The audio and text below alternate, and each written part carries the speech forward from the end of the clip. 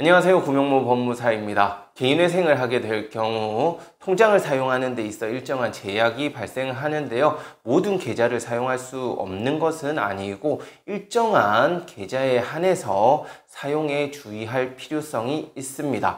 이번 시간에는 어떠한 계좌를 사용하는 데 있어 주의할 필요가 있고 어느 시점부터 자유롭게 통장을 사용할 수 있는지 설명드리겠습니다.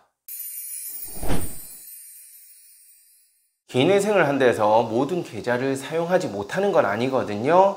사용에 있어 일정한 주의가 필요한 계좌가 있는데요. 첫 번째는 채무가 있는 은행의 계좌입니다. 채무가 있는 은행의 통장은 일단 사용하지 않는 것이 최선이에요. 그 이유가 있는데요. 개인회생을 하기 위해서는 부채증명서라는 것을 발급을 해야 됩니다. 부채증명서는 말 그대로 오늘 날짜를 기준으로 이 은행에 얼마의 채무 원금과 이자가 있는지 확인서를 떼는 거예요. 이렇게 부채증명서를 발급을 하게 되면 이 은행에서는 이미 회생을 하게 될 것이라는 사실을 인지하게 됩니다. 그렇게 되면 이 대출을 해준 은행에서는 가만히 있으면 결국에는 손실을 입을 수밖에 없잖아요. 그렇기 때문에 계좌에 잔고가 있을 경우 상계라 해서 출금 처리를 하는 그 작업을 진행을 하게 됩니다. 따라서 개인회생을 준비하는 시점에 이르렀을 때는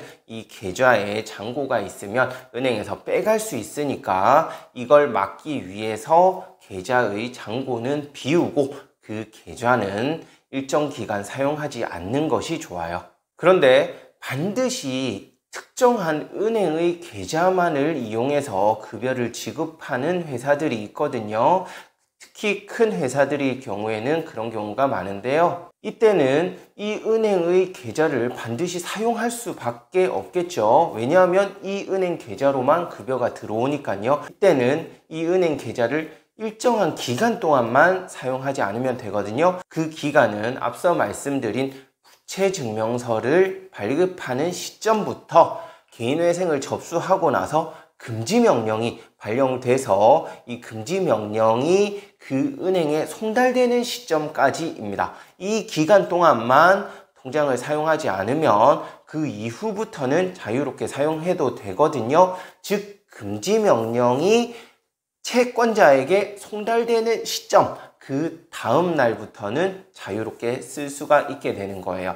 왜냐하면 그 이후에는 상계를 할 수 없기 때문입니다. 즉 금지명령이 송달된 이후에 급여가 입금될 경우에는 그 급여를 은행에서 더 이상 빼가지를 못하니까 자유롭게 쓸 수 있는 거예요. 두 번째로 사용에 주의해야 할 통장은 대출을 받은 은행의 통장이 아니라 하더라도 다른 데서 대출을 받은 그 대출금의 이자가 자동 출금이 되도록 설정이 되어 있는 계좌 있죠.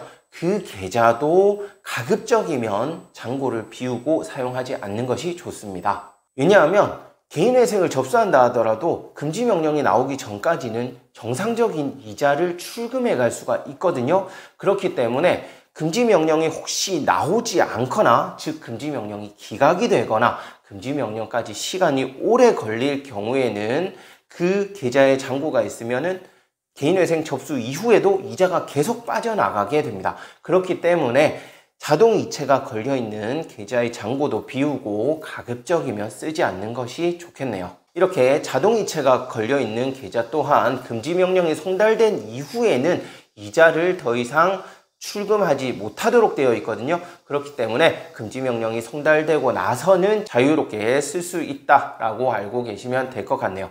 네, 이번 시간에는 개인회생할 때 통장 사용에 있어 주의할 사항을 설명드렸는데요. 이번 영상 보시고 또 궁금한 사항이 있으시면 이 번호로 언제든지 연락 주시기 바랍니다. 이상 구명모 법무사였습니다. 감사합니다.